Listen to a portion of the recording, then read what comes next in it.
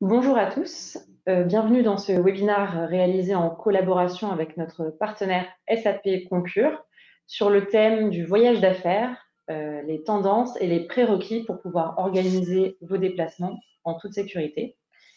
Je souhaite également la bienvenue à nos trois intervenants. Bonjour Julien Mignon-Rousseau, Bonjour. notre invité SAP Concur, et également Charline Gélin et le docteur Philippe Guibert. Bonjour à tous les deux. Bonjour. Bonjour. Si ça vous convient, je vais juste passer rapidement sur ces précisions logistiques et ensuite je vous laisserai la main pour vous présenter.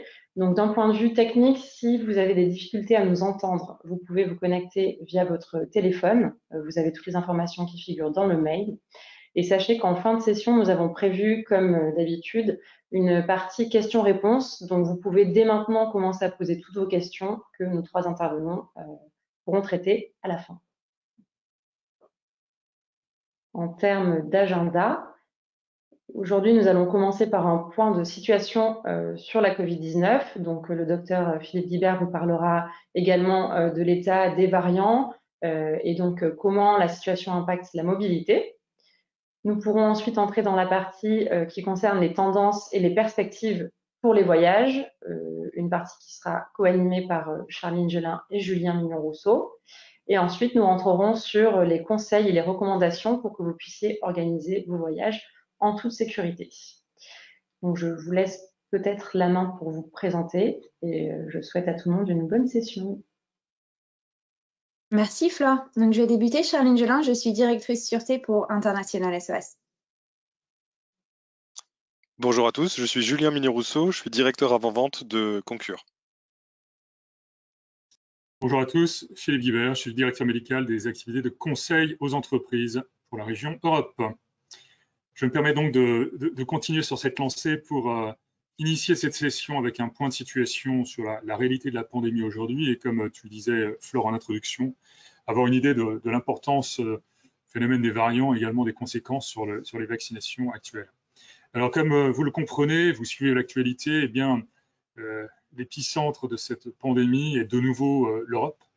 Le nombre de cas reportés dans le monde, plus de 135 millions, 3 millions de décès malheureusement, fait de cette pandémie un phénomène qui est toujours évolutif. Depuis 7 semaines, malheureusement, la situation est à la hausse de nouveau, alors qu'on avait observé une accalmie, je dirais, en fin d'année dernière. Eh bien, le nombre de cas et le nombre de décès est de nouveau en augmentation, tiré malheureusement par des pays comme l'Inde, mais également le Brésil ou les Philippines à moindre degré. Mais également l'Europe, comme vous le voyez, qui encore est au cours de cette troisième phase ou troisième vague, avec des pays comme l'Estonie, la Pologne ou la Hongrie, dans lequel le nombre de cas est très important, mais également l'Amérique latine, qui entre dans son hiver, qui peut être un peu plus propice à la transmission, avec des pays extrêmement affectés comme le Chili, l'Uruguay, le plateau des Guyanes que nous connaissons bien, mais également le Brésil, où en effet, à ce jour, plus de 50% des personnes qui sont hospitalisées en réanimation ont moins de 40 ans, donc qui témoigne de l'importance, de la virulence du phénomène sur ce continent. À ce jour, donc, plus de, je dirais, l'ensemble des cas sont tirés par 5 pays. Nous en faisons partie avec l'Inde, le Brésil, les États-Unis, également la Turquie. Donc une situation éminemment volatile qui est liée partiellement probablement à l'irruption, à l'émergence de ces variants, de ces virus variants qui ont des propriétés à la fois de transmission et de contagiosité supérieures à celles des premiers variants, premières souches virales qui avaient circulé depuis le début de cette pandémie. On le voit sur cette frise chronologique en bas de cette carte.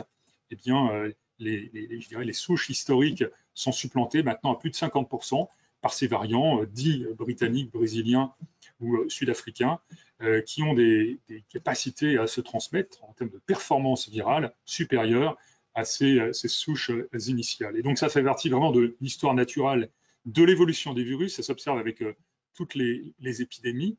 Et bien évidemment, message à comprendre, plus on laissera le virus circuler et plus ces variants circuleront, plus la probabilité que d'autres souches variantes apparaissent et avec des propriétés peut-être encore plus délétères que celles de ces souches actuelles.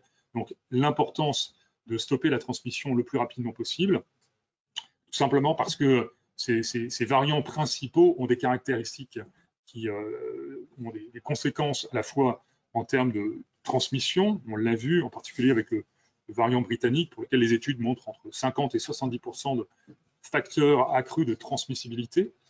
Donc, ce n'est pas le virus qui circule plus facilement d'une personne à une autre, c'est sa probabilité, sa propension à adhérer plus fortement aux cellules humaines qui fait qu'une personne contaminée en transmet plus de virus autour d'elle en tant que personne contaminée. Donc, ces variants ont des conséquences non seulement en termes de prise en charge médicale, puisque certains ont des sévérités, donc taux de mortalité supérieur, on le voit également avec le variant britannique, et surtout une efficacité vis-à-vis de la vaccination qui peut être diminuée. C'est le cas pour le variant V1 dit britannique. On observe une petite diminution avec les vaccins actuels de l'ordre de 10 ou 20% de perte d'efficacité chez certaines personnes, mais ça peut être un peu plus sur les variants dits sud-africains. Pour l'instant, point d'interrogation sur le variant qui circule dans une trentaine de pays et dit variant brésilien. Donc ceci est évidemment très important, puisque non seulement cette course au vaccin doit permettre d'emporter la transmission de ces souches variantes, mais également permettre à terme de faire en sorte que nos systèmes de santé et nos hôpitaux soient moins peuplés par des malades souffrant de ces contaminations virales. Alors aujourd'hui, en termes de vaccins, la bonne nouvelle, on l'a suivi évidemment, c'est l'apparition de ces vaccins extrêmement efficaces, mis sur le marché très récente, tant aux États-Unis qu'en Europe, du vaccin Johnson & Johnson, la firme Janssen également, qui ne nécessite qu'une seule dose, donc en termes d'efficacité et en termes de logistique, en particulier la possibilité de vacciner les personnes dans des endroits un peu plus reculés, un peu plus isolés, est facilitée avec ce vaccin. Donc, c'est potentiellement une bonne nouvelle. On le voit également, l'actualité des vaccins est vraiment centrée sur les vaccins à vecteurs viraux, on va dire, donc le vaccin AstraZeneca, mais également Sputnik 5V, d'une moindre mesure, pour lequel aujourd'hui certains États recommandent que la deuxième dose avec ce vaccin soit faite avec un autre vaccin à type ARN messager. C'est le cas pour la France, voire certains États ont décidé d'arrêter l'utilisation de ces vaccins du fait de ces effets secondaires. Donc, très important de comprendre que certes, ces vaccins, comme tout produit de santé, ont des effets secondaires. Ils sont répertoriés avec les vaccins, les principaux vaccins que nous voyez aujourd'hui, que ce soit l'AstraZeneca, le Pfizer, BioNTech, Moderna ou Janssen, mais tout ceci dans des proportions qui, à ce jour, semblent rester acceptables pour les autorités de santé. Évidemment, ce sont des phénomènes extrêmement fâcheux et entraînant parfois le décès de la personne. C'est extrêmement regrettable. Et quand ces choses sont remises dans la proportion de l'ensemble des personnes qui sont vaccinées, ces phénomènes sont extrêmement rares. Extrêmement rares. On peut même dire qu'il y a plus de risques d'avoir une thrombose veineuse en ayant le Covid qu'en se faisant vacciner par le vaccin AstraZeneca ou les autres vaccins à vecteurs viraux. Donc, remettons les choses en perspective. Évidemment, suivant ça de très près, ça fait partie de la pharmacovigilance mise en place par les États et par les producteurs de vaccins. Et remettons encore une fois ces effets secondaires indésirables majeurs en perspective du fait de leur extrême rareté vis-à-vis de l'ensemble de la population couverte. Tout ceci parce que le message positif, c'est que ces vaccins fonctionnent. L'objectif premier de ces vaccins est de protéger les personnes vaccinées des formes sévères de la maladie et du décès parfois associé. Eh bien, c'est le cas, on le voit aujourd'hui dans de nombreux pays. Non seulement on observe une diminution drastique des cas, mais également une diminution des hospitalisations, transferts en soins intensifs et décès chez les personnes qui ont été vaccinées au bout des deuxièmes doses, parfois au bout de la première dose après 14 ou 21 jours. Donc, l'objectif de ces vaccins est atteint, de protéger les personnes vaccinées des formes sévères et graves et des décès. Donc, c'est le message positif et qui va nous permettre d'emporter à terme la bataille contre la pandémie. Alors, avant de passer la main sur la partie plus voyage, il faut comprendre qu'aujourd'hui, la transmission, elle est bien connue, elle est surtout dans des espaces clos, restreints, confinés, mal ventilés, transmission aérosol, qui également, d'un point de vue mobilité, peut survenir lors des transports aériens et dans les avions. Donc, vous avez ici un exemple d'une enquête qui a essayé de retracer de manière policière, à travers un vol, un passager ayant affecté plusieurs de ces autres passagers qui côtoyaient cette personne contaminée, à savoir dans quelles conditions la transmission a lieu et quelles sont les mesures qui semblent efficaces pour l'éviter. Donc aujourd'hui, je dirais le risque d'être contaminé dans un avion est probablement extrêmement faible. Il est probablement très inférieur au risque auquel on est exposé aujourd'hui, soit en travaillant dans les bureaux, soit en étant en classe ou dans des lieux sociaux au quotidien. Donc, évidemment, ces phénomènes peuvent survenir, risquent de survenir à terme si l'ensemble des mesures liées aux mesures barrières, prévention, y compris les mesures liées au test, on le verra par la suite, ou à la vaccination, ne sont pas mises en place partout. Mais donc, remettons les choses encore une fois dans une perspective, le voyage aérien aujourd'hui, même s'il est extrêmement diminué, pour certains opérateurs de l'ordre de 80 à 90%, eh bien aujourd'hui ne représente pas un enjeu majeur de contamination. On verra lorsque les voyages reprendront, est-ce que d'autres mesures doivent être prises, mais aujourd'hui, sur la base de ces premières études, eh bien, le message ne doit pas être négatif, en considérant que c'est plus l'environnement lié au voyage qui expose le voyageur à des contaminations, plus que le segment transport aérien en tant que tel. Alors, je souhaite maintenant passer la main à Charline pour essayer de comprendre justement sur cette lancée des voyages internationaux, quelles sont les tendances et les perspectives que l'on voit pour les voyages. Merci beaucoup Philippe pour ce point sur la situation actuelle en Europe et sur les vaccins. Je sais que c'est un vrai sujet qui aujourd'hui va évidemment impacter la façon dont les organisations vont gérer les déplacements. Et ce qu'on va voir aujourd'hui, c'est ce qui a changé et qui va continuer d'évoluer pour les organisations et aussi pour vous, responsables des ressources humaines, responsables sûreté ou de la gestion des risques, et évidemment pour les voyageurs, quand on va commencer à pouvoir reprendre les déplacements. Donc, si on regarde aujourd'hui, ce qui est intéressant, c'est que malgré la pandémie, depuis le mois de mars 2020 et les restrictions qui ont été associées, nous avons constaté chez International SOS qu'il y a eu une tendance à une reprise des déplacements considérés comme essentiels depuis le troisième trimestre de 2020. Et ça a été directement pour nous corréler cette reprise avec une hausse du nombre de demandes de la part et de voyageurs et de responsables.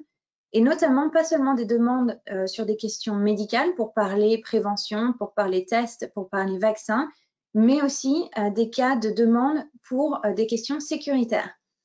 Alors, ces demandes-là, c'était essentiellement des demandes d'information pré-déplacement, essentiellement sur les restrictions de voyage qu'on avait vu être impliquées par différents pays et même d'un point de vue global, mais aussi des questions qui étaient liées à la protection de vos collaborateurs face à des événements comme par exemple les élections américaines et les manifestations et les violences qui ont suivi, par exemple.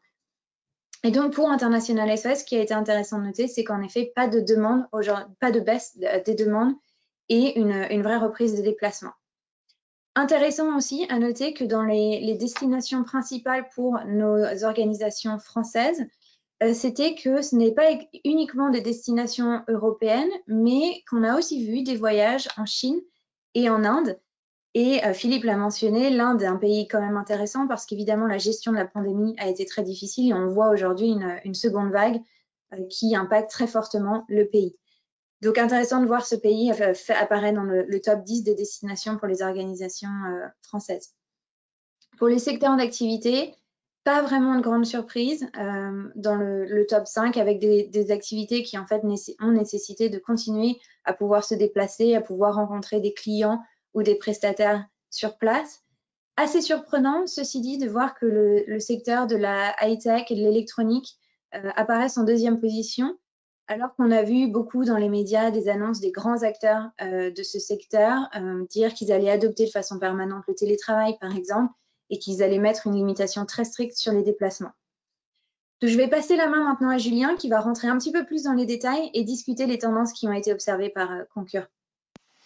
Merci Charline. Alors pour remettre un petit peu dans le contexte, SAP Concur, on est une société qui commercialise des solutions de gestion de voyage d'affaires, une plateforme web et mobile, ainsi que des dépenses professionnelles liées à ces déplacements ou pas. Et donc durant cette crise, en fait, on a fait des études, on a sorti des chiffres qui pourront vous intéresser. Au sujet du sentiment des voyageurs et également de ce que prévoient de faire les travel managers. Donc là, on vous a présenté certains chiffres. Globalement, un optimisme et surtout de l'espoir parmi les voyageurs. Tout le monde espère retrouver une normalité dans les déplacements. On va voir dans le slide suivant que cette normalité va probablement être challengée.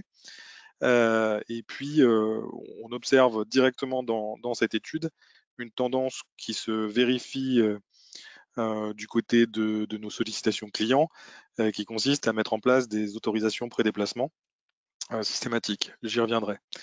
Au niveau des comportements des voyageurs, on bascule de voyages internationaux sur des vols plus directs quand il s'agit de l'aérien ou vers des voyages nationaux quand l'entreprise peut se le permettre. On verra que ça a des impacts aussi sur les dépenses professionnelles. Et puis, on observe aussi que la santé et la sécurité, c'est un des enjeux majeurs qui est lié aux préoccupations des voyageurs et des travel managers. On doit prendre en compte ces intérêts. Voilà, je pense qu'on peut passer au slide suivant.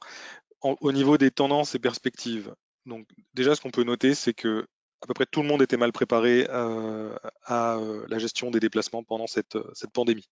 Voilà, c'est du déclaratif, donc en réalité c'est probablement pire, c'est 100%.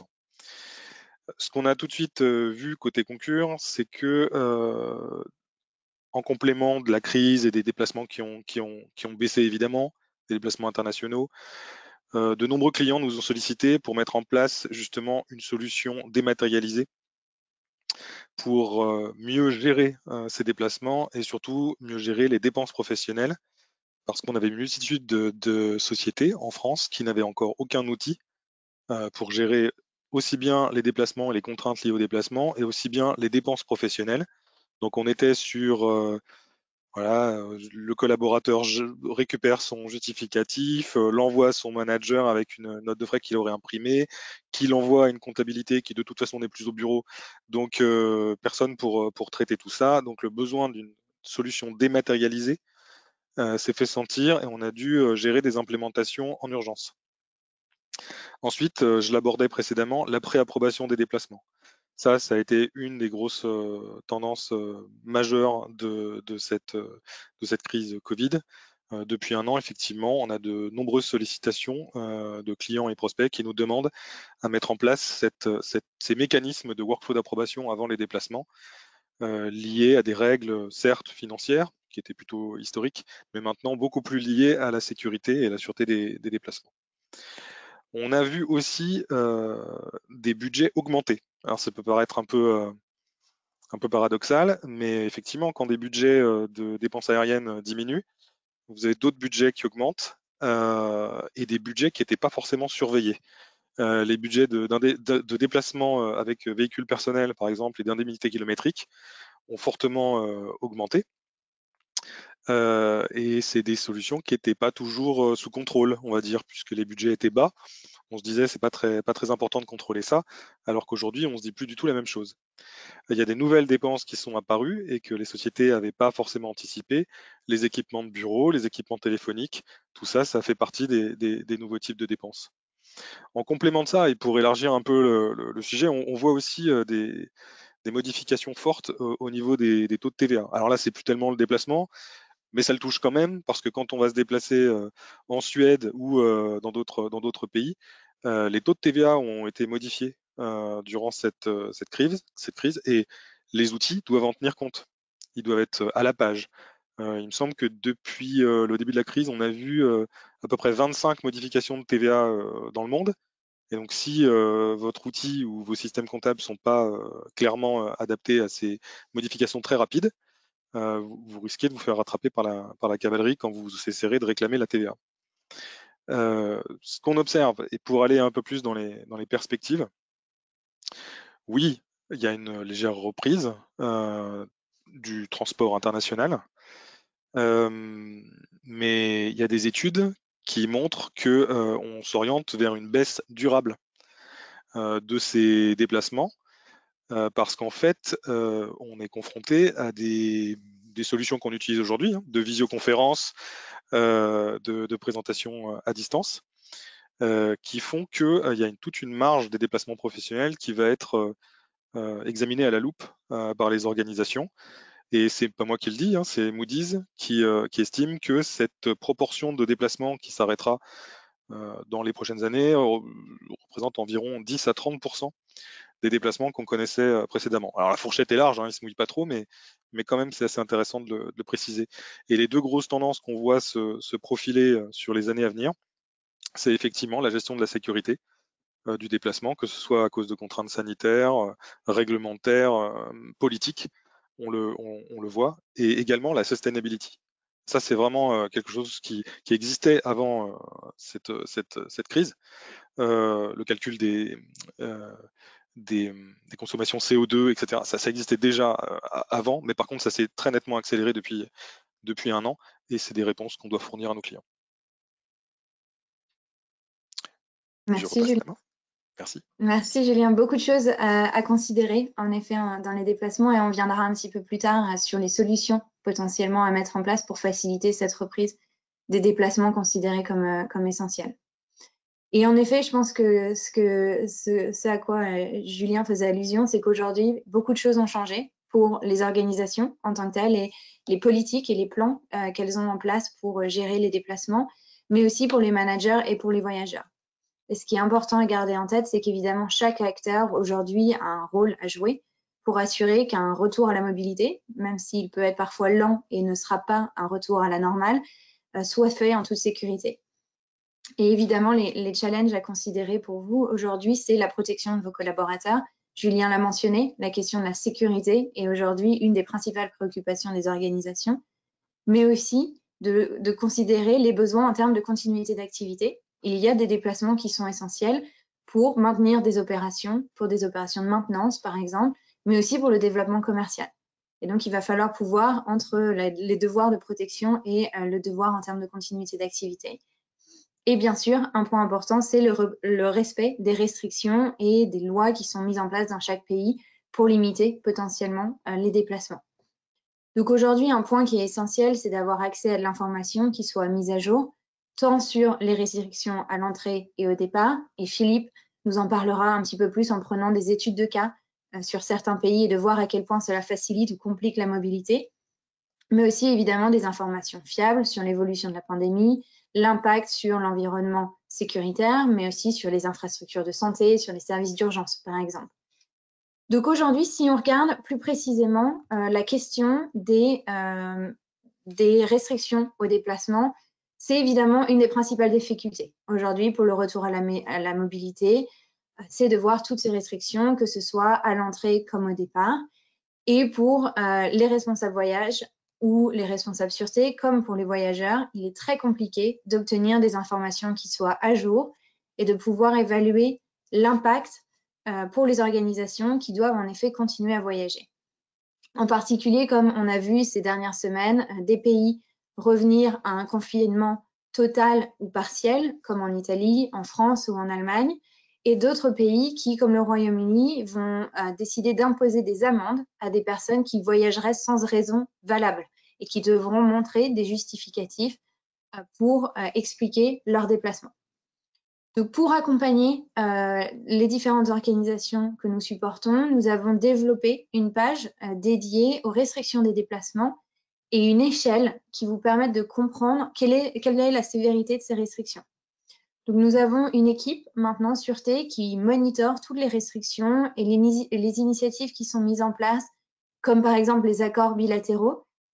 Et Philippe nous donnera des détails sur ces différents accords, mais aussi les potentiels passeports qui nous permettent d'informer notre évaluation et de donner un conseil à nos clients. Aujourd'hui, c'est un vrai challenge de garder ces informations à jour, car on voit que des changements sont fréquents, sont immédiats, soudains et parfois assez peu clairs. Donc Philippe, je te passe la main pour nous donner plus de détails sur ce sujet. Volontiers. Merci Charline. Donc, comme on l'a compris aujourd'hui, ces voyages dépendent en fin de compte de l'organisation des dispositions entre le pays de départ, le pays d'arrivée, voire le pays de transit. Et donc, si l'on prend l'exemple de l'Union européenne aujourd'hui, sur la base de critères épidémiologiques définis de manière, je dirais, sans équivoque par le European CDC, eh bien, chaque pays a une échelle de graduation de niveau de risque lié au coronavirus, à la base de nombre de nouveaux cas et le nombre de positivités des personnes, donc qui permet d'avoir une uniformité sur le risque de transmission au sein d'un pays, voire au sein d'un territoire, au sein d'un même pays. Et donc, sur la base de ces indicateurs, il est possible de définir, s'il existe des accords entre les pays, eh bien, quelles sont les mesures à prendre pour les voyageurs, que ce soit au départ, ou quelles sont les mesures auxquelles le voyageur peut s'attendre à l'arrivée, voire en transit. Donc évidemment, lorsqu'il existe des accords entre des pays, et au-delà de l'Union européenne, ça peut être le cas, et ça risque d'être le cas dans d'autres territoires, on l'a vu en Asie avec le principe des travel bubbles qui sont considérés entre l'Australie et la Nouvelle-Zélande, entre Singapour ou Hong Kong en particulier, eh bien, l'existence d'accords donc, permet de définir de manière très claire les conditions de voyage en termes de tests, en termes de vaccins, en termes également de preuves de vaccination. On le verra par la suite sur le sujet des passeports de compliance. Donc, de permettre de définir non seulement en termes pour un manager quels sont les voyages qui peuvent s'organiser sans une préparation majeure, ou quels sont ceux qui nécessitent plus d'informations.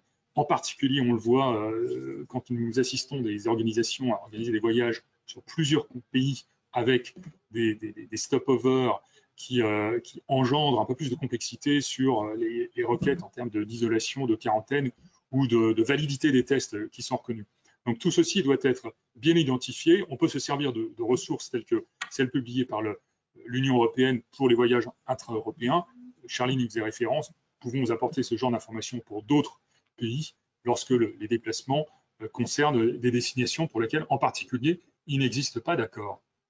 Alors, si on prend l'exemple aujourd'hui de différents pays, vous le voyez, entre trois cas de figure, entre l'Union européenne et trois destinations, les États-Unis, Singapour ou Dubaï, eh bien, vous voyez aujourd'hui, la typologie des restrictions varie éminemment, varie également quotidiennement en fonction de la dynamique de la pandémie. Donc, ce sont des informations qui sont disponibles, encore une fois, sur nos sites Internet, mais pour lesquelles, je dirais en particulier, l'intérêt est de comprendre quelles sont les exceptions qui sont données à certains voyageurs pour permettre non seulement de se déplacer ou pour permettre d'avoir leur niveau de vaccination ou de test reconnu dans le pays d'accueil. Et donc, dans ce sens, éviter les mesures d'isolation et de quarantaine qui sont en vigueur dans quasiment tous ces pays. Donc, avoir accès à ces informations est absolument critique, puisque cela permet d'optimiser, déjà de planifier et d'optimiser ces voyages. Si l'on prend l'exemple de la Chine, que l'on connaît bien aujourd'hui, eh bien, évidemment, une suspension de l'émission des visas depuis la fin de l'année dernière pour certains pays considérés par les autorités chinoises comme ayant des niveaux de transmission incompatibles avec les voyages internationaux. Et maintenant, donc, la nécessité de présenter un certificat lié à une preuve de vaccination.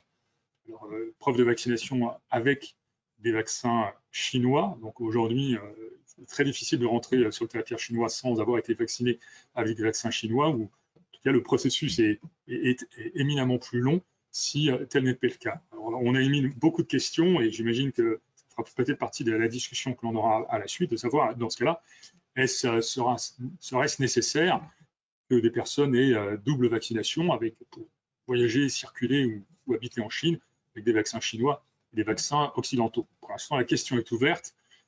Espérons que ce ne soit pas le cas, parce que ce serait uniquement pour des considérations politiques et pas médicales ou de vaccinologie. Donc aujourd'hui, une véritable complexité pour l'approbation des visas, les tests PCR, le routing également des voyages. On sait que dans la majorité des cas, on ne peut pas atteindre Pékin directement, mais via des villes adjacentes, et à condition d'utiliser les bons circuits de validation d'informations. Donc, juste un exemple aujourd'hui pour la Chine, mais qui montre qu'il est vraiment important d'avoir l'information la plus fine mise à jour quotidiennement pour pouvoir s'y déplacer. Ce qui me fait référer, je dirais, au sujet corollaire de la préparation à l'information médicale, puisque aujourd'hui, voyager dans les pays ne peut plus se faire exactement de la même manière qu'on en avait l'habitude. Évidemment, identifier les risques Covid propres ou à l'impact que le Covid a dans le pays de destination. Je me réfère à ce que Charline présentait auparavant sur l'importance de l'impact que le Covid a sur le pays, mais également d'un point de vue sanitaire.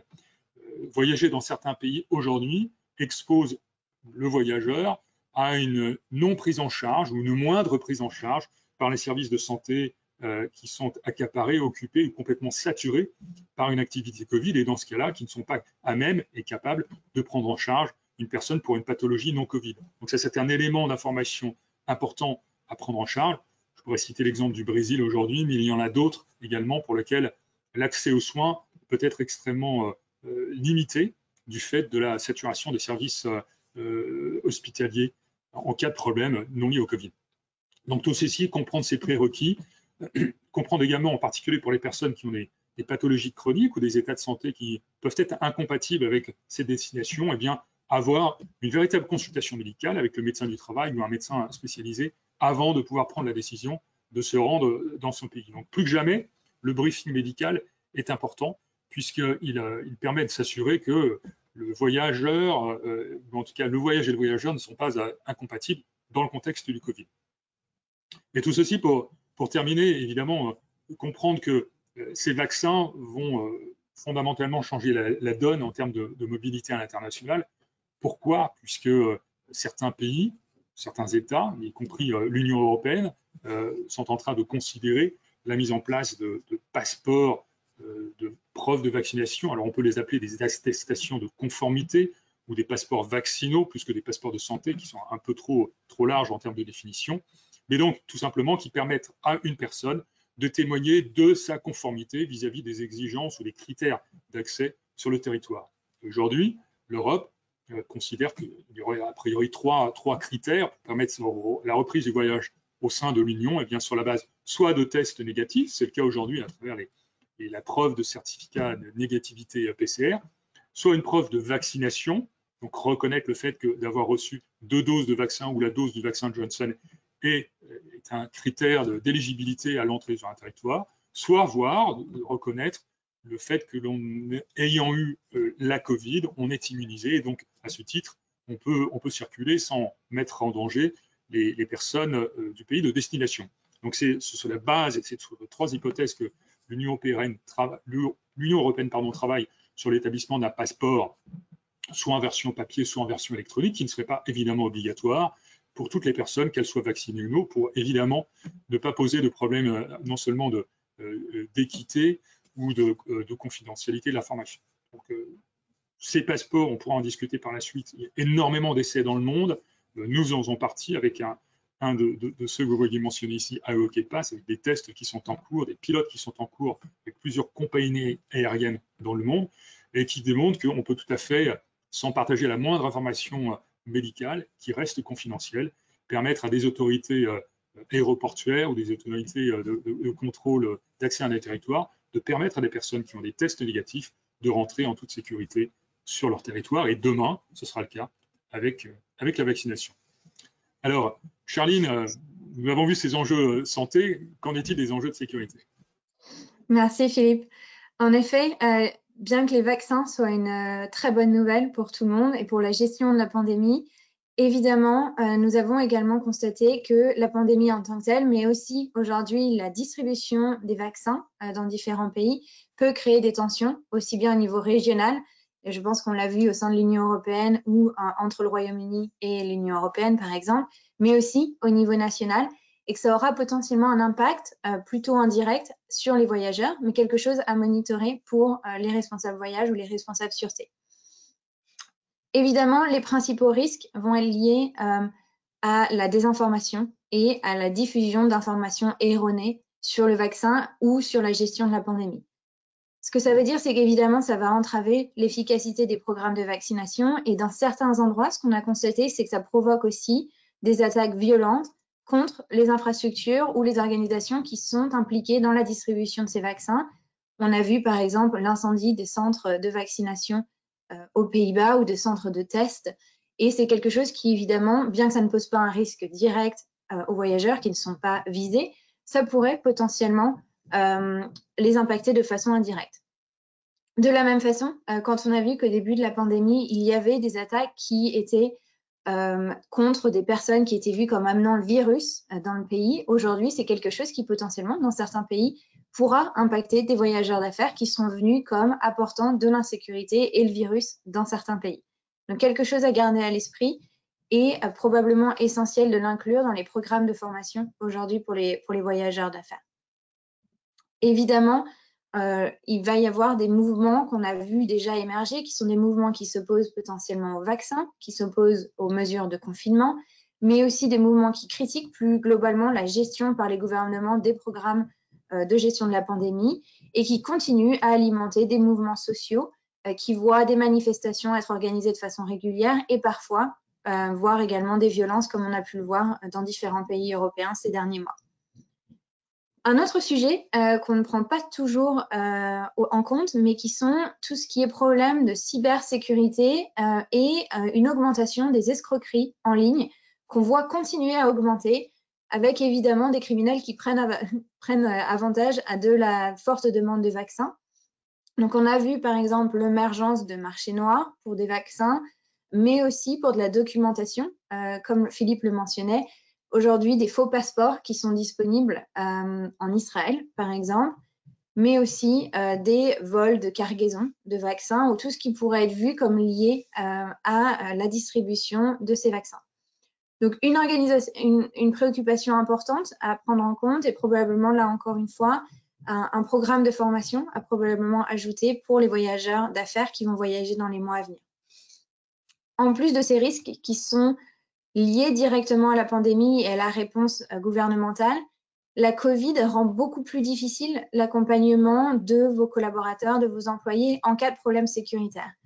Et on l'a vu par exemple au Myanmar, mais aussi en cas d'incident type catastrophe naturelle, comme on le voit aujourd'hui sur l'île de Saint-Vincent et l'éruption du volcan Soufrière, où évidemment nous venons de déployer une équipe opérationnelle pour assister nos clients présents sur la zone, parce qu'il y a des complications logistiques et opérationnelles additionnelles liées évidemment à la pandémie et aux restrictions d'entrée dans certains pays dans lesquels on voudrait potentiellement évacuer des collaborateurs. Sur Myanmar, on a récemment relevé notre niveau de conseil et notre niveau d'évacuation. Nous recommandons aujourd'hui, par exemple, d'évacuer tous les personnels non essentiels du pays. Or, le Myanmar était et est toujours pour un risque sécuritaire faible, mais on a vu évidemment, comme vous l'avez pu le voir aux informations, une dégradation assez forte aujourd'hui du climat sécuritaire avec un changement notable dans la nature des manifestations et évidemment avec les tactiques utilisées par les forces de sécurité.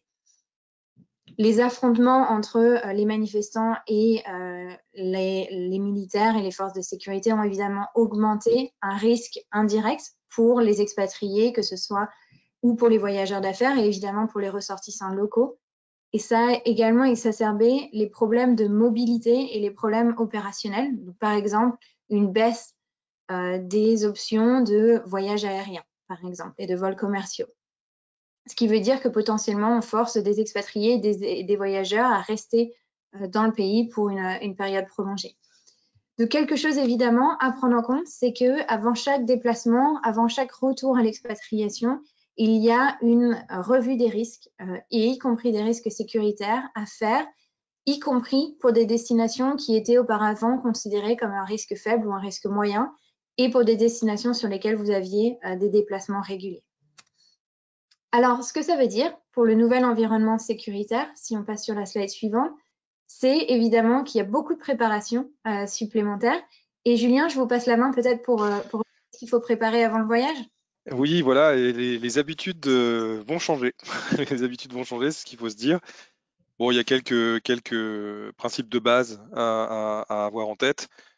Déjà, il faut s'informer quotidiennement autant qu'on puisse le faire sur les restrictions en place. Vous avez parlé, Charline et Philippe, des informations qui sont disponibles sur le site web de ISOS. C'est vraiment ce qu'il faut faire. Il faut s'informer le maximum au max. Et puis, il y a également la faculté de s'informer via les outils mis à disposition par les agences de voyage, par notamment Concur. Hein. On a une plateforme web utilisée par les collaborateurs pour gérer leurs déplacements, autant qu'ils l'utilisent afin de s'informer.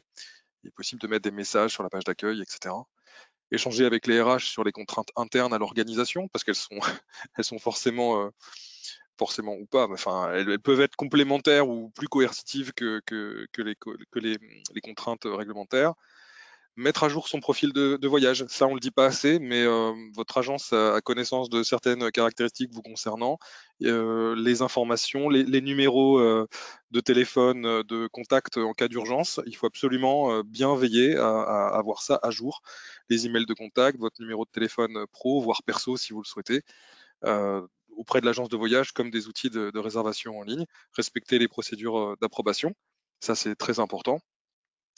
Et puis essayer de réserver via les canaux corporate. Alors ce qu'on entend par canaux corporate, c'est soit les applis que votre société utilise, soit l'agence de voyage. Dans certains cas, on peut gérer des réservations qui sont faites directement sur le site web de la compagnie aérienne ou de l'hôtel. On a des outils pour permettre la gestion de ça et réintégrer ces réservations de telle manière à ce que l'agence de voyage puisse les voir. Mais c'est des solutions qui sont pas généralement déployées sur le marché. Donc à ce moment-là, il faut nous contacter si vous voulez faire ça. Et puis tout ce qui concerne la santé, par le biais des passeports et des tests PCR demandés. Voilà. Charline, sur la Et suite. je pense que pour ajouter à ça, je pense que ce qui est important, c'est de voir que toutes ces bonnes pratiques, elles doivent être appliquées tout au long du déplacement et qu'il y a notamment une responsabilité de la part de l'organisation de s'assurer que les collaborateurs qui vont se déplacer auront accès à du conseil et potentiellement de l'assistance tout au long de ce process qui, en effet, est beaucoup plus compliqué et nécessite d'avoir accès à de l'information et potentiellement à des services sur place. Un point important, je sais qu'on a potentiellement discuté dans d'autres webinaires, c'est la question de la santé mentale qui est due au stress potentiellement lié à ce déplacement, à la complexité accrue évidemment, mais aussi potentiellement à des contraintes, à de l'isolement, et il faudra évidemment que l'organisation prenne ça en compte. Alors, Julien, je pense que je vous passe la main sur la partie devoir de protection. Oui, effectivement, je suis pas là par hasard. J'ai été invité gentiment par ISOS sur ce webinaire. ISOS et Concur, on est partenaires. Partenaires dans le cadre de la gestion des déplacements professionnels, mais également partenaires techniques, c'est-à-dire que nos deux plateformes sont connectées. Chez SAP Concur, on propose à nos clients ce qu'on appelle un App Center, qui est l'équivalent d'un Google Play ou voilà, une espèce de plateforme qui propose des applications partenaires et qui propose une intégration technique de données entre applications. Et donc c'est ce qui est fait avec ISOS. Quand un collaborateur fait une réservation de déplacement avec SAP Concur, ces informations peuvent être automatiquement transmises à ISOS qui ira justement contacter le collaborateur, lui donnera des contenus risques, etc. Donc ça, c'est vraiment quelque chose qui est en place, qui peut être activé très facilement. Et donc ça rentre exactement dans le cadre de ce qu'on va voir se développer ces prochains mois. Voilà. Suite à ça, je redonne la main à mes amis de ISOS pour peut-être faire une conclusion. Merci Julien. Je pense que pour conclure, ce qui est important à garder à l'esprit et qui est complètement en lien avec le sujet que vous venez d'aborder, c'est essentiel de mettre à jour sa politique voyage et de, en effet, s'assurer qu'on a accès pour les managers à de l'information qui soit fiable, à du conseil informé pour la prise de décision, décider est-ce qu'on peut reprendre les déplacements ou pas, et si oui, dans quel pays, d'avoir des plans en place pour gérer des potentiels incidents, que ce soit d'un point de vue médical ou d'un point de vue sécuritaire, Évidemment, ensuite d'avoir la structure en place pour identifier et approuver les déplacements et pour pouvoir communiquer tout au long du déplacement avec les voyageurs. Philippe, d'un point de vue voyageur? Eh bien, d'un point de vue voyageur, en fin de compte, les enjeux sont un peu plus importants maintenant. Je dirais évidemment avoir accès à l'information, être préparé à des changements de dernière minute dans les déplacements, et ceci pas simplement sur les voyages à l'international, mais également les voyages domestiques, dont on a très peu parlé aussi ici, mais en sachant que dans des grands États ou de grands pays ayant de multiples États, non seulement les règles peuvent varier d'un État à un autre, mais également les conséquences de la pandémie peuvent entraîner des mesures en termes d'isolation, de quarantaine ou de changement de programme en termes de voyage qui peuvent être difficiles à planifier. Donc ne pas omettre ce segment de voyage domestique pour ces voyageurs, parce qu'évidemment, la complexité s'est accrue dans certains de ces pays. Donc en termes de briefing, en termes d'information, comme mentionné par Julien et Charline, eh bien certainement un point d'attention à considérer, alors qu'auparavant, ces voyages domestiques pouvaient être considérés comme bien plus simples à organiser et ne nécessiteront pas une planification ou une orientation spécifique. Eh bien, je crois que nous arrivons à la dernière partie de cette session. Flore, nous ouvrons aux questions. Nous imaginons assez nombreuses peut-être. Oui, il y a pas mal de questions effectivement. Donc déjà, merci à tous les trois pour toutes ces informations et ces cas pratiques qui ont, je pense, illustré la complexité du voyage, avec des situations qu'on peut parfois maîtriser et aussi des situations qu'on peut plus monitorer pour limiter et prévenir le risque. Donc je vais commencer par une question qui s'adresse peut-être plutôt à Julien sur les approbations de voyage. C'est vrai qu'on parle aujourd'hui beaucoup d'approbation avant le déplacement, mais finalement, est-ce qu'un simple email ne suffit pas et pourquoi? Alors, le simple email, on va dire que c'est une première étape. C'est une étape qui consiste à dire est-ce que je peux y aller, oui, non. Le problème, c'est qu'un email, c'est jamais très traçable, ou en tout cas, c'est assez compliqué à tracer. La formalisation de la demande, elle est souvent aléatoire. Et donc, c'est toujours intéressant d'avoir un outil, un formulaire en ligne qui puisse permettre de demander une certaine quantité de détails sur le déplacement.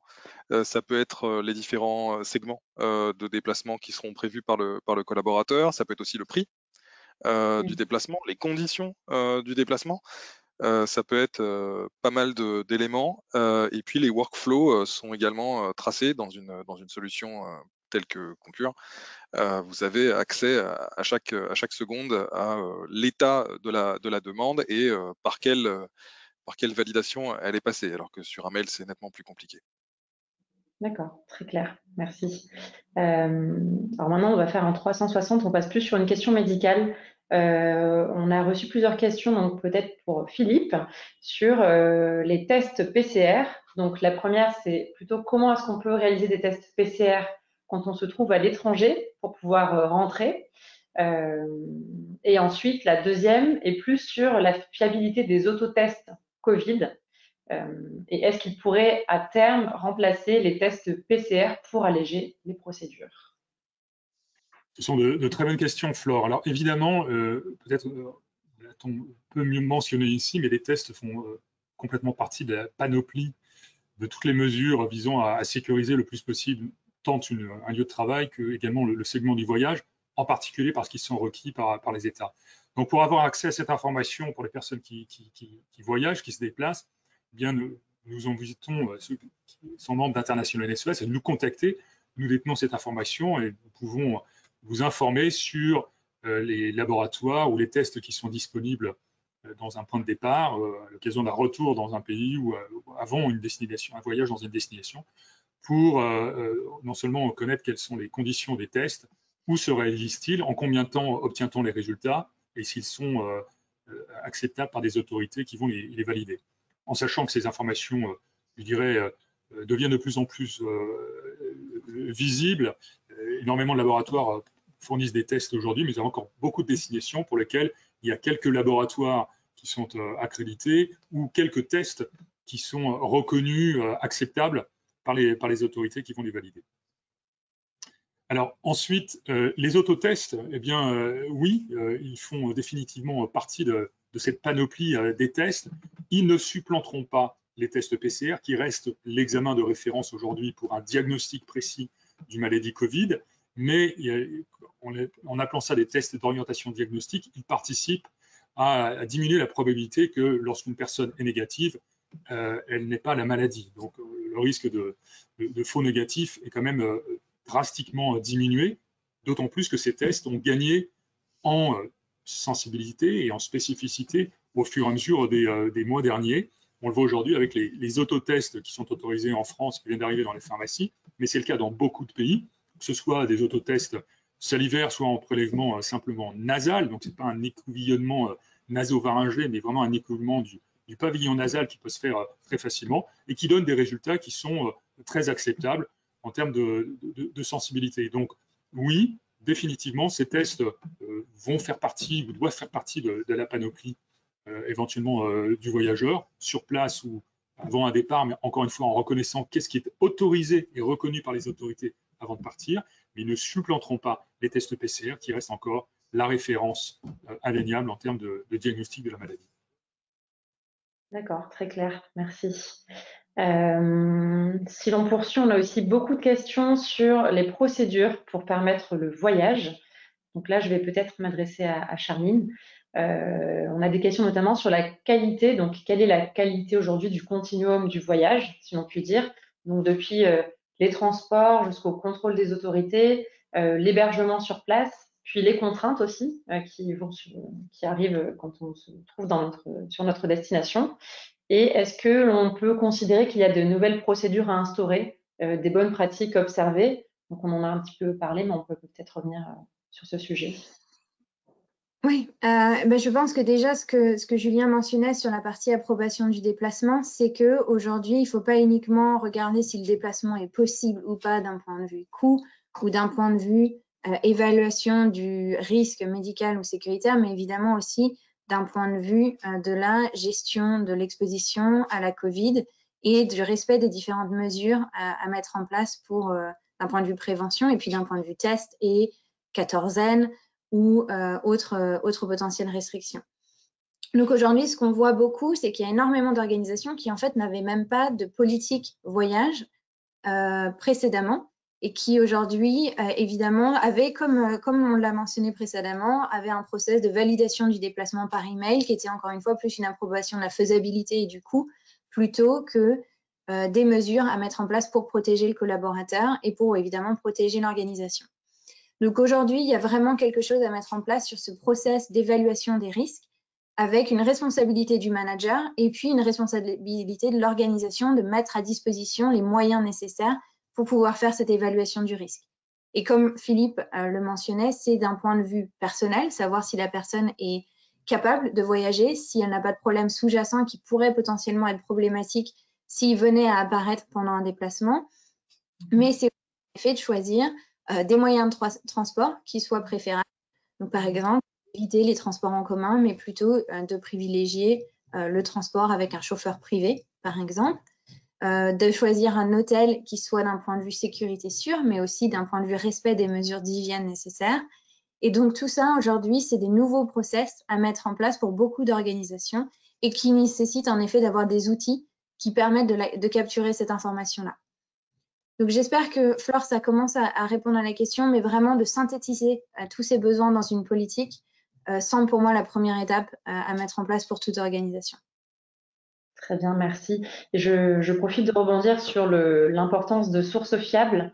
On a plusieurs retours aussi de la part des participants, des questions sur la véracité des informations qu'on peut trouver sur des sources officielles telles que le ministère des Affaires étrangères.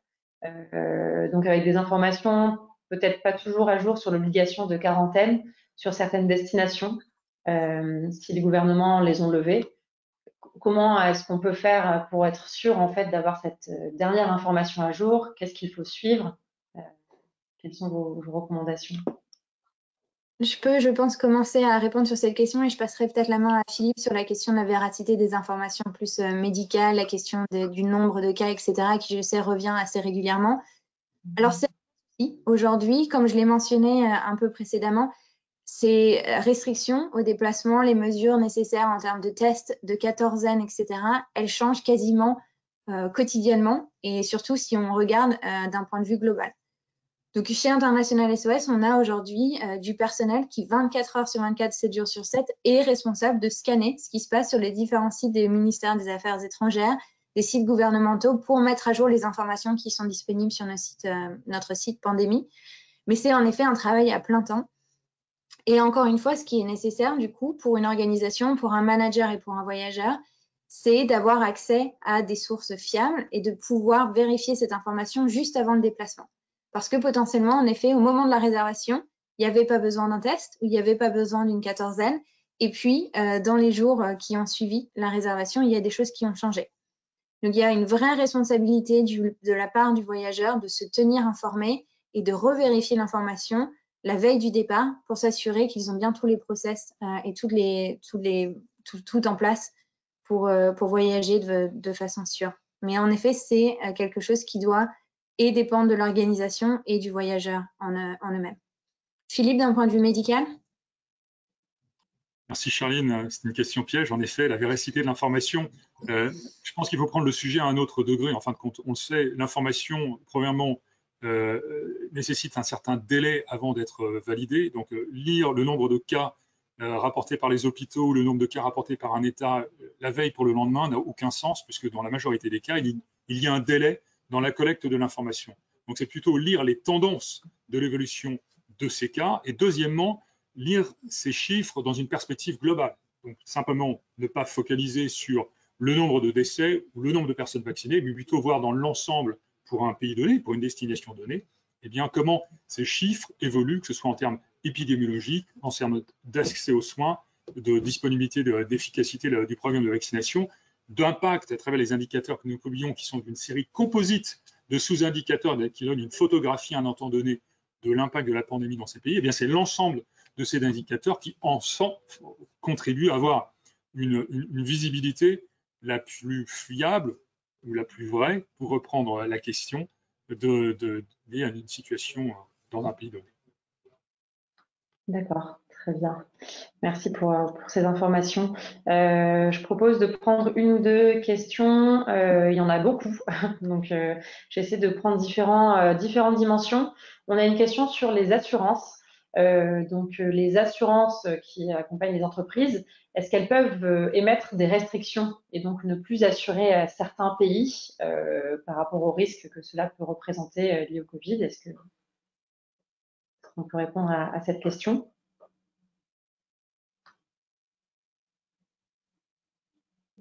Je pense que c'est une question à leur poser. On n'a pas de c'est assez spécifique et propre effectivement à chaque assurance, mais on pourra revenir vers la personne qui posait cette question en parallèle. Donc, si je continue à regarder ce que nous avons. Il y a aussi des questions relatives au rapatriement. Donc, quelles sont les modalités de rapatriement en cas d'infection grave au COVID? Également, combien est-ce qu'on a effectué de rapatriements?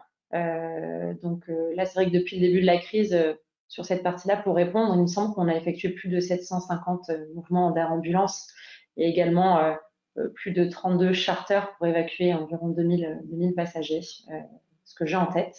Je vous laisse compléter et répondre.